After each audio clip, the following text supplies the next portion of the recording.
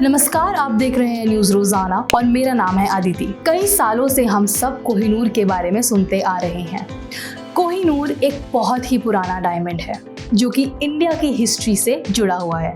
कई लोग कह रहे हैं कि क्वीन की रिसेंटली हुई डेथ के बाद कोहिनूर इंडिया को वापस मिल जाएगा, क्योंकि क्वीन एलिजाबेथ II से पहले क्वीन एलिजाबेथ की मदर क्वीन मदर को दिया गया था, और जब क्वीन मदर की डेथ हुई उसके बाद क्वीन एलिजाबेथ II को मिला।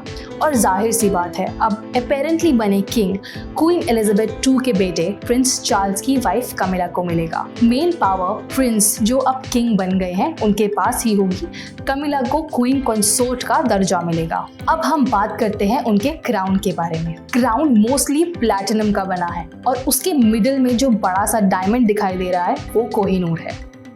क्वीन एलिजाबेथ के क्राउन में लगभग 2800 डायमंड्स जड़े हुए हैं। कोहिनूर की बहुत बड़ी हिस्ट्री है। बताया जाता है कि कोहिनूर पहले मुगल राजाओं के पास रहता था और उनके लिए सेकंड मोस्ट इम्पॉर्टेंट हुआ करता था, क्योंकि मुगल्स मोस्टली कलर्ड हीरा ही प्रेफर करते थे। अक्सर उनके ताज पे कलर्ड डायमंड्स लगे नजर आते थे। ऐसे ही 5 फैक्ट्स मैं आपके लिए लेके आई हूँ। अगर आपको पसंद आए तो लाइक, शेयर और कमेंट जरूर करें। कोहिनूर आंध्र प्रदेश के माइंस में पाया गया था और एक डायनेस्टी से कई डायनेस्टी में या तो छीन कर या तो एज अ गिफ्ट गया।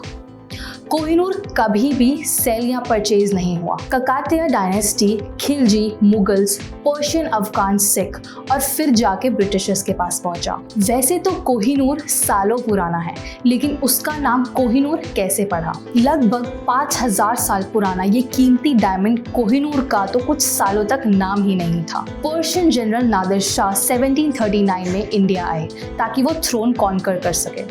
उस वक्त सुल्तान मोहम्मद और उनकी बैटल हुई, जिसमें सुल्तान मोहम्मद वीक पड़ गए, जिस वजह से नादिर शाह की जीत हुई।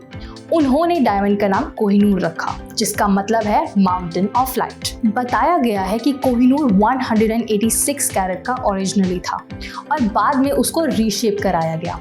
उसका बाद में साइज कम होके 105.6 कैरेट का हो गया।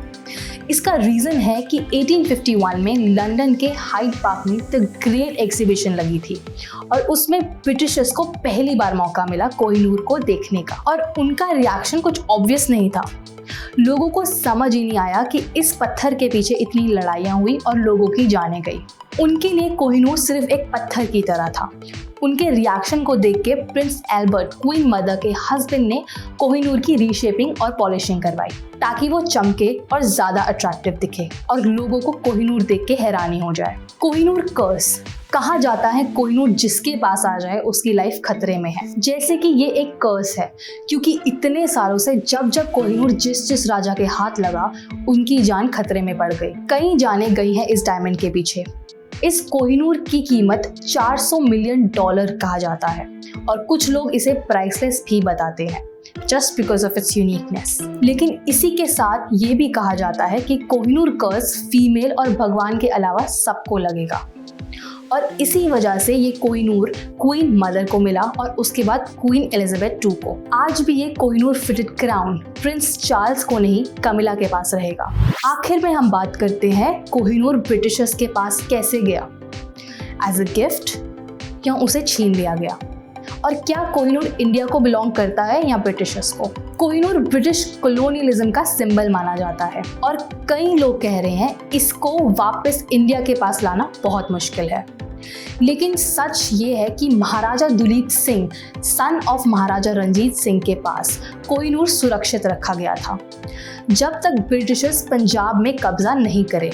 और फिर महाराजा दुलीप सिंह ने सिर्फ 11 साल की उम्र में एक ट्रीटी साइन करी थी जिसका नाम था ट्रीटी ऑफ लाहौर, जिसमें लिखा था महाराजा दुलीप सिंह को कोहिनूर क्वीन ऑफ इंग्लैंड को देना पड़ेगा। तो ये थे कुछ फैक्टर्स कोहिनूर के बारे में। अगर आपको ये वीडियो अच्छी लगी तो लाइक, शेयर और कमेंट करना ना भूलें।